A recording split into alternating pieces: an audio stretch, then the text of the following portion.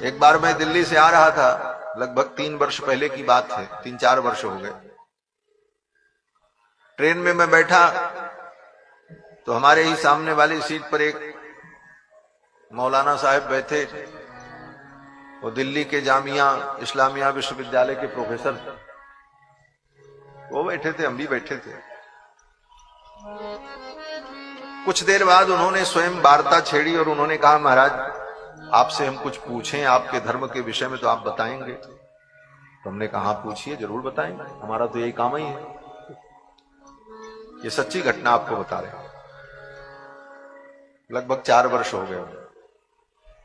तो उन्होंने पूछना शुरू किया। जो जो शंकाएं उन्होंने की, उनके सारे शंकाओं का तर्क संगत व्यावहारिक उत्तर हमने दिया। संतुष्ट हो गए, मान गए। फिर हमने कहा कि अब हम आपसे कुछ पूछें तो क्या आप उत्तर देंगे? उन्होंने कहा हाँ जरूर देंगे। तो हमने इसी पुनर्जन्म की बात उनसे छेड़ी। हमने कहा कि भाई आपके धर्म में, आपके मत पंथ में पुनर्जन्म नहीं माना जाता। इसका मतलब दुनिया में जितने जीव पैदा हुए ये पहली बार पैदा हुए? बोले हाँ पहली बार पैदा हुए। हमने कहा अंतिम बार पैदा हुए? बोले हाँ अंतिम बार पैदा हुए। जब पुनर्जन्म नहीं होता तो संसार में जो पैदा हुआ पहली बार और अंतिम बार? तो उन्होंने कहा हाँ।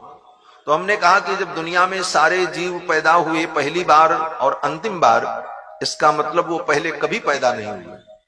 उन्होंने कहा नहीं पैदा हुआ। हमने कहा इसका मतलब कि ये सभी जीव जो हैं ये कभी दुनिया में पहले पैदा नहीं हुए। इसका मतलब इन्होंने पहले न कोई पाप किया न पुण्य किया, क्योंकि न पैदा ही नहीं हुए तो न पाप किए न पुण्य किए। बोले हाँ नहीं किया।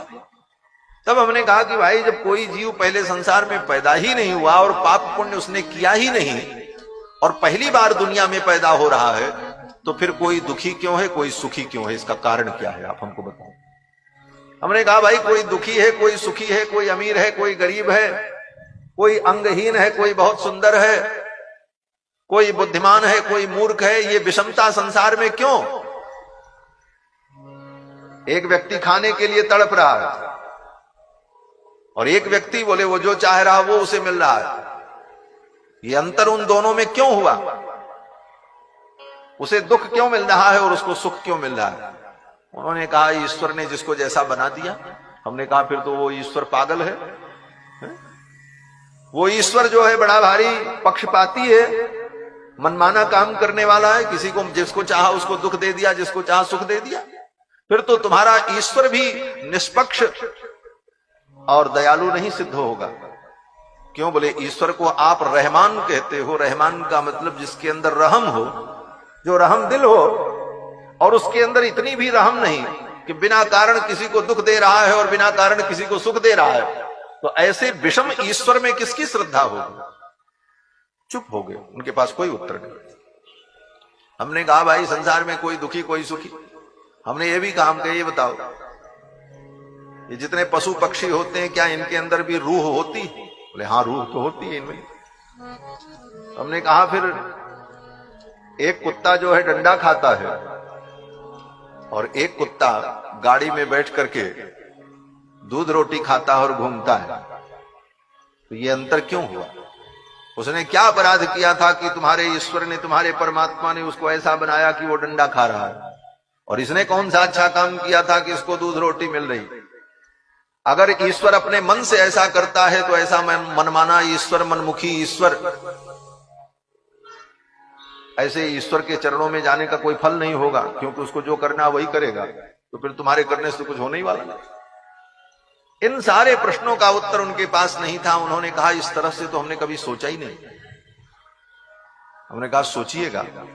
और भी बहुत सारे प्रश्न उनके सामने हमने उपस्थित किए, लेकिन किसी भी प्रश्न का वो सही उत्तर नहीं दे सके, क्योंकि ये सब मत पंथ जो दुनिया के हैं सब तर्कहीन है। इनके पास कोई तर्क नहीं है, बस लकीर के फकीर हैं कि कह दिया हमारे आलम ने तो हम उसको मान रहे हैं। बस तर्क तो हमारे यहां तो तर्क एक शास्त्र ही है। हर चीज को तर्क की कसौटी पर कस करके तब उसे स्वीकार किया जाता है।